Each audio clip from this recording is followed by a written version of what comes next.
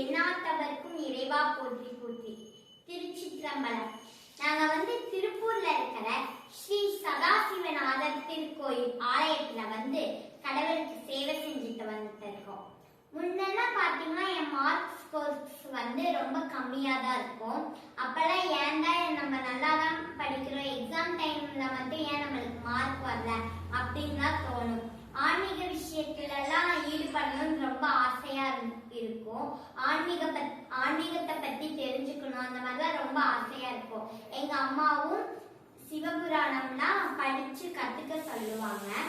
எங்க வீட்டு பக்கத்திலே ஸ்ரீ சதாசிவநாதர் திருக்கோயில் இருக்கு. தமிழ்நாட்டிலே இந்த கோயில்ல மட்டும்தான் சிவன் முழு வடிவமா இருக்கிறாரு, வேட்டையாடும் ரூபத்துல இருக்காரு. அதாவது நல்லவருக்கு நல்லவராகவும் கெட்டவருக்கு வேட்டையாடும் சிவனாகவும் எங்க திருக்கோயில்ல இருக்காரு சிவபெருமான். இப்ப நான் ருத்ராட்ச போத்தல்ல இருந்து என் மார்க்கெல்லாம் இன்க்ரீஸ் ஆகுது.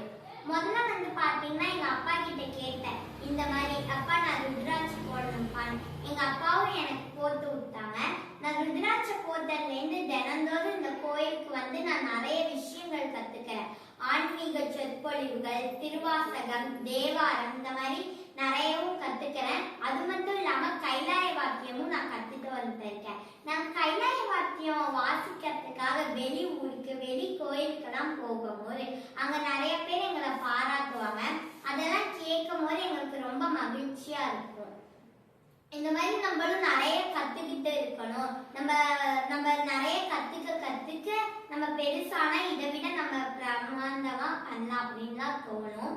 நானும் ஒரு பெண் குழந்தை தான். நீங்க இந்த வீட்டுல தாயத்து அந்த மாதிரி மந்திரம் சார்ந்த பொருட்கள் எல்லாம் இருக்கும்ல, அதெல்லாம் வைக்கிறதுக்கு பதிலாக உங்க குழந்தைகளுக்கு நான் போட்டிருக்கிற ருத்ராட்ச மாலையை போட்டு விட்டீங்கனாலே போதும். சிவபெருமான் உங்களுக்கு கூடவே இருப்பாரு. அது மட்டும் இல்லாம நீங்க பக்கத்துல இருக்கிற சிவாலயத்துல போய் குருவா இருக்கிறது எல்லாமே தெரிஞ்ச குருவா இருக்கிற உங்க குழந்தைகளை போய் சேர்த்து விட்டீங்கன்னா அவங்களுக்கு அறிவு பெருகும், ஞானம் கிடைக்கும், அவங்க மார்க்கெல்லாம் இன்க்ரீஸ் ஆகும். முன்னாடி நான் நல்லா படிப்பேன், ஆனா மார்க் அவ்வளோக்கா ஏன் நம்ம நல்லா தான் படிக்கிறோம், எக்ஸாம் டைம்ல மட்டும் ஏன் மார்க் வரலன்னு தோணும். ஆனா இப்பெல்லாம் நான் பாத்தீங்கன்னா ஃபர்ஸ்ட் ரேங்க் வரையிலும் நான் எடுக்கிறேன்.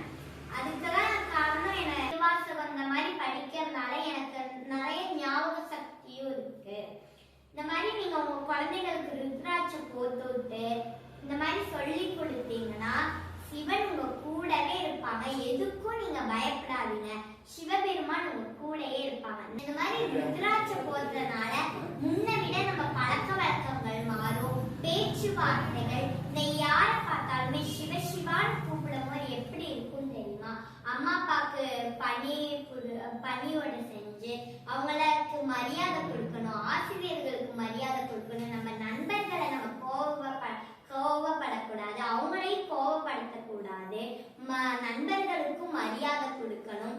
இப்பெல்லாம் பாத்தீங்கன்னா படிச்சவங்களே நிறைய தப்பு பண்றாங்க. இந்த மாதிரி திருட்டு, ஊழல் என்னென்னவோ சொல்றாங்க, நியூஸ்ல எல்லாம் பாக்குறீங்களே. இந்த மாதிரி ஆன்மீகத்தோட சேர்ந்து நம்ம கல்வியும் கற்கும் போது நம்ம அறிவு கூறு, ஒழுக்கம், பண்பு இதெல்லாம் நம்மளுக்கு வரும். இது நம்ம ருத்ராட்சம் உணர்த்துது.